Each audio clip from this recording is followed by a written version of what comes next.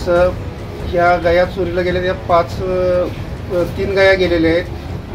2 वर्षाच्या पूर्वी घेतलेल्या गाया होत्या, 4.25 लाखाला गाया घेतल्यात। आता सध्या त्यांचं 60-65 लिटर दूध चालू होतं।